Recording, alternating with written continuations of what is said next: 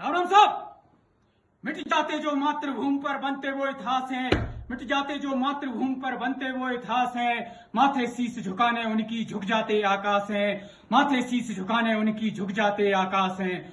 जो भरा नहीं है भावों से बहती जिसमें रसधार नहीं, जो भरा नहीं है भावों से बहती जिसमें रसधार नहीं।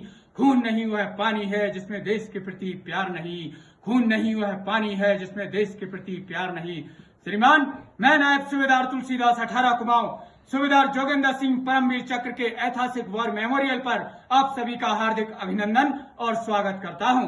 महोदय, यह ऐतिहासिक वॉर मेमोरियल बुमला सेक्टर की वादियों में 15,150 फीट की ऊंचाई पर बना हुआ है।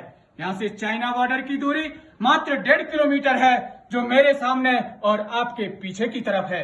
महोदय, यह ऐतिहासिक वॉर मेमोरियल बुमला सेक्टर की वादियों में एक सैनिक के अदम्य साहस, कर्तव्य निष्ठा, कर्तव्य परायणता, वीरता, निडरता और देश पर मर मिटने की भावना का जीता जागता प्रतीक और उदाहरण है, जो हम सबके लिए और हमारी आने वाली पीढ़ियों के लिए प्रेरणा स्रोत है।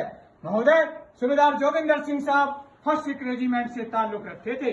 सन 1962 में उनकी बटालियन बुमला सेक्टर में तैनात थी।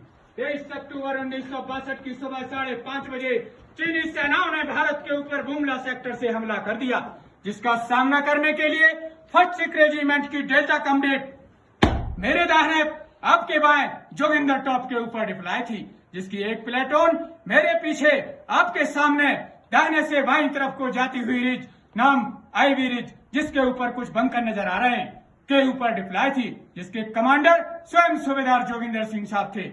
जब चीनी सेना बुमला सेक्टर से आगे की तरफ बढ़ रही थी, तब उनका मुकाबला सूबेदार जोगिंदर सिंह साहब की प्लेटून से हुआ।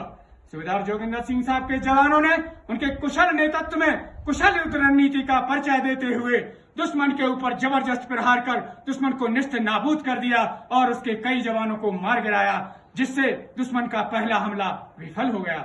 महोदय, सूबेदार जोगिंदर सिंह साहब के जवानों के हौसले बुलंद थे, वो एक बार फिर दुश्मन को निश्च नाबूद करने के लिए तैयार थे। उधर दुश्मन ने भी अपने आप को बहुत कम समय में रीऑर्गेनाइज किया और दूसरी बार हमला कर दिया। सूबेदार जोगिंदर सिंह साहब के पास सीमित मात्रा में हथियार, गोला बारूद और जवान होने के बावजूद उन्होंने एक बार फिर कुशल युद्ध रणनीति का परिचय दिया और दुश्मन के ऊपर जबरदस्त प्रहार कर दुश्मन के बढ़ते कदमों को रोक दिया और उसके कई जवानों को एक बार फिर मार गिराया, जिससे दुश्मन तिलमिलाकर वापस चला गया और उसका दूसरा हमला विफल हो गया। महोदय, इधर सूबेदार जोगिंदर सिंह साहब के पास एमुनेशन की कमी हो गई, जिसकी रिपोर्ट उन्होंने अपने बटालियन हेडक्वार्टर को दी। बटालियन हेडक्वार्टर ने उन्हें आदेश दिया कि पोस्ट छोड़कर पीछे हट जाओ, लेकिन सूबेदार जोगिंदर सिंह साहब निडर, साहसी और बहादुर लीडर थे, उन्हें पीछे हटना कतई मंजूर नहीं था। उन्होंने बटालियन से वादा किया कि मैं आखिरी सांस और आखिरी गोली तक दुश्मन से लड़ता रहूंगा, लेकिन पीछे नहीं हटूंगा। उधर दुश्मन ने भी अपने आप को एक बार फिर रीऑर्गेनाइज किया और पिछले हमलों की अपेक्षा 3 गुनी सेना और भारी दलबल के साथ तीसरी बार हमला कर दिया। सूबेदार जोगिंदर सिंह साहब के जवानों ने एक बार फिर दुश्मन का जबरदस्त मुकाबला किया और लड़ते लड़ते उनके पास आमनेशन खत्म हो गया। आमनेशन खत्म होते ही सूबेदार जोगिंदर सिंह साहब के जवानों ने सिख रेजिमेंट के युद्ध घोष जो बोले सो निहाल के नारे की जय घोष के साथ बंकर से बाहर निकल दुश्मन के ऊपर बैनर चार्ज कर दिया और वो गुत्थम गुत्था की लड़ाई लड़ने लगे।